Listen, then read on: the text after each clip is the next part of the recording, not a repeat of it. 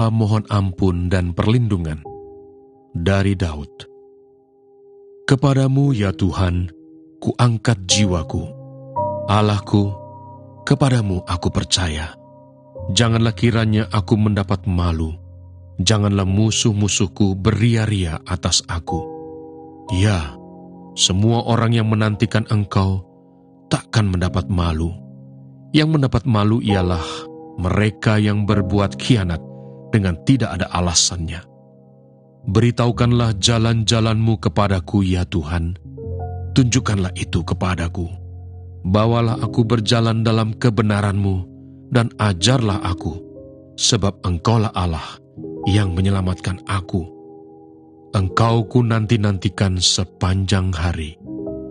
Ingatlah segala rahmat-Mu dan kasih setia-Mu, ya Tuhan, sebab semuanya itu sudah ada sejak purbakala. Dosa-dosaku pada waktu muda dan pelanggaran-pelanggaranku janganlah Kau ingat, tetapi ingatlah kepadaku sesuai dengan kasih setia-Mu, oleh karena kebaikan-Mu, ya Tuhan. Kemudian rasul-rasul itu kembali berkumpul dengan Yesus dan memberitahukan kepadanya semua yang mereka kerjakan dan ajarkan. Lalu ia berkata kepada mereka, "Marilah ke tempat yang sunyi, supaya kita sendirian, dan beristirahatlah seketika. Sebab memang begitu banyaknya orang yang datang dan yang pergi, sehingga makan pun mereka tidak sempat. Maka berangkatlah mereka untuk mengasingkan diri dengan perahu ke tempat yang sunyi.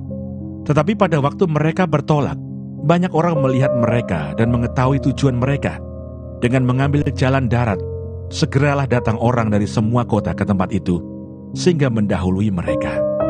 Ketika Yesus mendarat, ia melihat sejumlah besar orang banyak.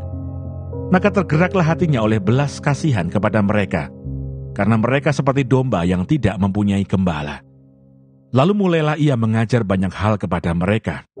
Pada waktu hari sudah mulai malam, datanglah murid-muridnya kepadanya dan berkata, "Tempat ini sunyi dan hari sudah mulai malam. Suruhlah mereka pergi, supaya mereka dapat membeli makanan di desa-desa dan di kampung-kampung di sekitar ini." Tetapi jawabnya, "Kamu harus memberi mereka makan."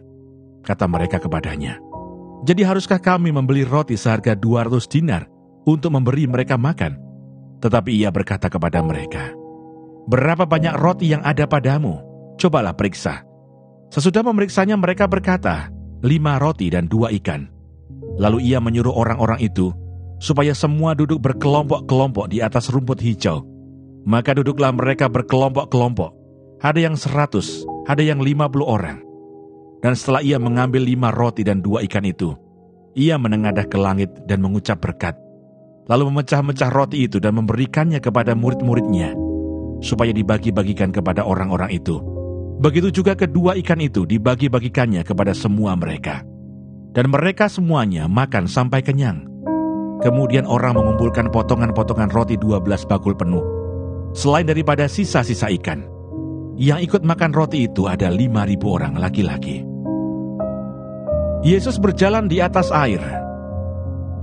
Sesudah itu Yesus segera memerintahkan murid-muridnya naik ke perahu dan berangkat lebih dulu ke seberang, ke Betsaida. Sementara itu ia menyuruh orang banyak pulang. Setelah ia berpisah dari mereka, ia pergi ke bukit untuk berdoa. Ketika hari sudah malam, perahu itu sudah di tengah danau, sedang Yesus tinggal sendirian di darat. Ketika ia melihat betapa payahnya mereka mendayung karena angin sakal, maka kira-kira jam 3 malam, ia datang kepada mereka, berjalan di atas air, dan ia hendak melewati mereka. Ketika mereka melihat dia berjalan di atas air, mereka mengira bahwa ia adalah hantu. Lalu mereka berteriak-teriak, sebab mereka semua melihat dia, dan mereka pun sangat terkejut. Tetapi segera ia berkata kepada mereka, "Tenanglah, aku ini, jangan takut." Lalu ia naik ke perahu mendapatkan mereka, dan angin pun redalah. Mereka sangat tercengang dan bingung, sebab sesudah peristiwa roti itu, mereka belum juga mengerti, dan hati mereka tetap degil. Yesus menyembuhkan orang-orang sakit di Genesaret. Setibanya di seberang, Yesus dan murid-muridnya mendarat di Genesaret dan berlabuh di situ. Ketika mereka keluar dari perahu, orang segera mengenal Yesus. Maka berlari-larilah mereka ke seluruh daerah itu dan mulai mengusung orang-orang sakit di atas tilamnya kepada Yesus, di mana saja kabarnya ia berada. Kemanapun ia pergi, ke desa-desa, ke kota-kota, atau ke kampung-kampung, orang meletakkan orang-orang sakit di pasar dan memohon kepadanya, supaya mereka diperkenankan hanya menjamah jubahnya saja. Dan semua orang yang menjamahnya menjadi sembuh.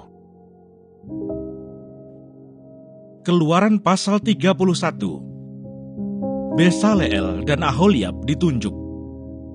Berfirmanlah Tuhan kepada Musa, "Lihat, telah kutunjuk Besaleel bin Uri bin Hur dari suku Yehuda, dan telah kupenuhi dia dengan roh Allah, dengan keahlian dan pengertian dan pengetahuan dalam segala macam pekerjaan, untuk membuat berbagai rancangan supaya dikerjakan dari emas, perak, dan tembaga, untuk mengasah batu permata, supaya ditata, untuk mengukir kayu, dan untuk bekerja dalam segala macam pekerjaan.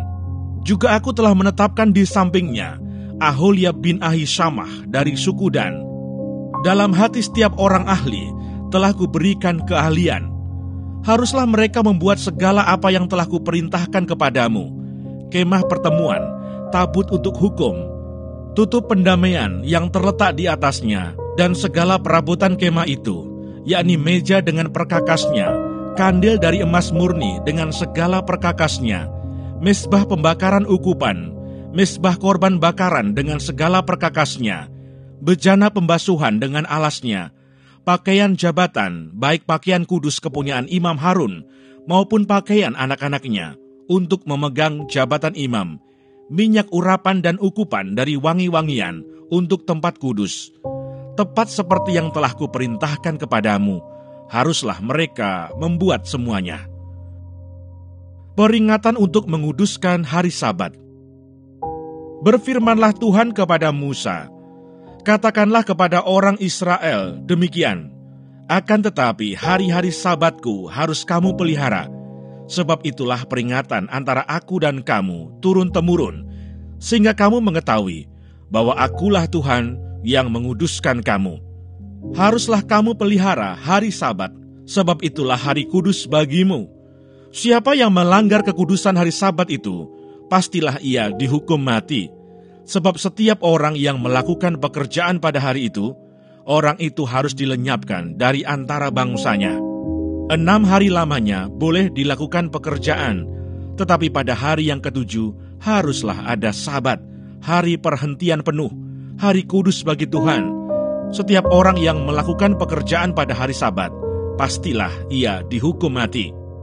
Maka haruslah orang Israel memelihara hari Sabat, dengan merayakan Sabat turun-temurun menjadi perjanjian kekal antara aku dan orang Israel. Maka inilah suatu peringatan untuk selama-lamanya. Sebab 6 hari lamanya Tuhan menjadikan langit dan bumi, dan pada hari yang ke-7 ia berhenti bekerja untuk beristirahat." Musa menerima kedua loh hukum. Dan Tuhan memberikan kepada Musa, setelah ia selesai berbicara dengan dia di Gunung Sinai, kedua loh hukum Allah, loh batu yang ditulisi oleh jari Allah. Keluaran pasal 32. Anak lembu emas. Ketika bangsa itu melihat bahwa Musa mengundur-ngundurkan turun dari gunung itu, maka berkumpullah mereka mengerumuni Harun dan berkata kepadanya, "Mari buatlah untuk kami Allah yang akan berjalan di depan kami, sebab Musa ini orang yang telah memimpin kami keluar dari tanah Mesir. Kami tidak tahu apa yang telah terjadi dengan dia." Lalu berkatalah Harun kepada mereka, "Tanggalkanlah anting-anting emas yang ada pada telinga istrimu, anakmu laki-laki dan perempuan, dan bawalah semuanya kepadaku." Lalu seluruh bangsa itu menanggalkan anting-anting emas yang ada pada telinga mereka dan membawanya kepada Harun. Diterimanya itu dari tangan mereka, dibentuknya dengan pahat, dan dibuatnyalah daripadanya anak lembu tuangan. Kemudian berkatalah mereka, "Hai Israel, inilah Allahmu yang telah menuntun engkau keluar dari tanah Mesir." Ketika Harun melihat itu, didirikannya mezbah di depan anak lembu itu. Berserulah Harun katanya, "Besok hari raya bagi Tuhan. Dan keesokan harinya, pagi-pagi, maka mereka mempersembahkan kurban bakaran dan kurban keselamatan. Sesudah itu duduklah bangsa itu untuk makan dan minum. Kemudian bangunlah mereka dan bersukaria. Berfirmanlah Tuhan kepada Musa, "Pergilah, turunlah, sebab bangsamu yang kau pimpin keluar dari tanah Mesir telah rusak lakunya. Segera juga mereka menyimpang dari jalan yang kuperintahkan kepada mereka.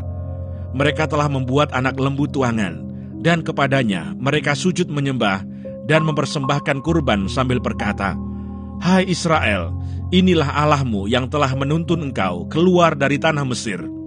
Lagi firman Tuhan kepada Musa, 'Telah kulihat bangsa ini, dan sesungguhnya mereka adalah suatu bangsa yang tegar tengkuk. Oleh sebab itu biarkanlah aku, supaya murkaku bangkit terhadap mereka, dan aku akan membinasakan mereka. Tetapi engkau akan kubuat menjadi bangsa yang besar.' Lalu Musa mencoba melunakkan hati Tuhan Allahnya dengan berkata, 'Mengapakah Tuhan murkamu bangkit terhadap umatmu yang telah kau bawa keluar dari tanah Mesir dengan kekuatan yang besar dan dengan tangan yang kuat? Mengapakah orang Mesir akan berkata, Dia membawa mereka keluar dengan maksud menimpakan malapetaka kepada mereka dan membunuh mereka di gunung dan membinasakannya dari muka bumi? Berbaliklah dari murkamu yang bernyala-nyala itu dan menyesallah karena malapetaka yang hendak kau datangkan kepada umatmu. Ingatlah kepada Abraham, Ishak dan Israel, hamba-hambamu itu. Sebab kepada mereka engkau telah bersumpah demi dirimu sendiri dengan berfirman kepada mereka, Aku akan membuat keturunanmu sebanyak bintang di langit, dan seluruh negeri yang telah kujanjikan ini akan kuberikan kepada keturunanmu, supaya dimilikinya untuk selama-lamanya. Dan menyesalah Tuhan karena malapetaka yang dirancangkannya atas umatnya." Setelah itu berpalinglah Musa, lalu turun dari gunung dengan kedua loh hukum Allah dalam tangannya. Loh-loh yang bertulis pada kedua sisinya, bertulis sebelah menyebelah. Kedua loh itu ialah pekerjaan Allah, dan tulisan itu ialah tulisan Allah ditukik pada loh-loh itu. Ketika Yosua mendengar suara bangsa itu bersorak, berkatalah ia kepada Musa, "Ada bunyi sorak peperangan kedengaran di perkemahan." Tetapi jawab Musa, "Bukan bunyi nyanyian kemenangan, bukan bunyi nyanyian kekalahan. Bunyi orang menyanyi berbalas-balasan, itulah yang kudengar." Dan ketika ia dekat ke perkemahan itu, dan melihat anak lembu dan melihat orang menari-nari, maka bangkitlah amarah Musa. Dilemparkannya lah kedua loh itu dari tangannya, dan dipecahkannya pada kaki gunung itu. Sesudah itu diambilnyalah anak lembu yang dibuat mereka itu, dibakarnya dengan api, dan digilingnya sampai halus. Kemudian ditaburkannya ke atas air, dan disuruhnya diminum oleh orang Israel. Lalu berkatalah Musa kepada Harun, "Apakah yang dilakukan bangsa ini kepadamu, sehingga engkau mendatangkan dosa yang sebesar itu kepada mereka?" Tetapi jawab Harun, "Janganlah bangkit amarah tuanku. Engkau sendiri tahu bahwa bangsa ini jahat semata-mata. Mereka berkata kepadaku, 'Buatlah untuk kami Allah yang akan berjalan di depan kami, sebab Musa ini orang yang telah memimpin kami keluar dari tanah Mesir. Kami tidak tahu apa yang telah terjadi dengan dia.' Lalu aku berkata kepada mereka, 'Siapa yang empunya emas haruslah menanggalkannya.' Mereka memberikannya kepadaku, dan aku melemparkannya ke dalam api, dan keluarlah anak lembu ini." Ketika Musa melihat bahwa bangsa itu seperti kuda terlepas dari kandang, sebab Harun telah melepaskannya sampai menjadi buah cemooh bagi lawan mereka, maka berdirilah Musa di pintu gerbang perkemahan itu serta berkata, "Siapa yang memihak kepada Tuhan, datanglah kepadaku." Lalu berkumpullah kepadanya seluruh Bani Lewi. Berkatalah ia kepada mereka, "Beginilah firman Tuhan Allah Israel. Baiklah kamu masing-masing mengikatkan pedangnya pada pinggangnya, dan berjalanlah kian kemari melalui perkemahan itu dari pintu gerbang ke pintu gerbang. Dan biarlah masing-masing membunuh saudaranya dan temannya dan tetangganya." Bani Lewi melakukan seperti yang dikatakan Musa, dan pada hari itu tewaslah kira-kira 3.000 orang dari bangsa itu. Kemudian berkatalah Musa, "Baktikanlah dirimu mulai hari ini kepada Tuhan, masing-masing dengan membayarkan jiwa anaknya laki-laki dan saudaranya, yakni supaya kamu diberi berkat pada hari ini. Keesokan harinya berkatalah Musa kepada bangsa itu, kamu ini telah berbuat dosa besar, tetapi sekarang aku akan naik menghadap Tuhan. Mungkin aku akan dapat mengadakan pendamaian karena dosamu itu. Lalu kembalilah Musa menghadap Tuhan dan berkata, bangsa ini telah berbuat dosa besar, sebab mereka telah membuat Allah emas bagi mereka. Tetapi sekarang, kiranya engkau mengampuni dosa mereka itu, dan jika tidak, hapuskanlah kiranya namaku dari dalam kitab yang telah kau tulis. Tetapi Tuhan berfirman kepada Musa, siapa yang berdosa kepadaku, nama orang itulah yang akan kuhapuskan dari dalam kitabku.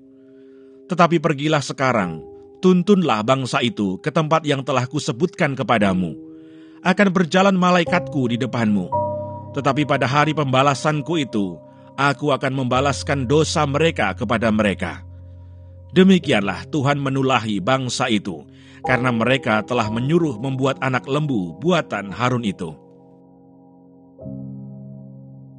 Musa meminta penyertaan Tuhan di gurun.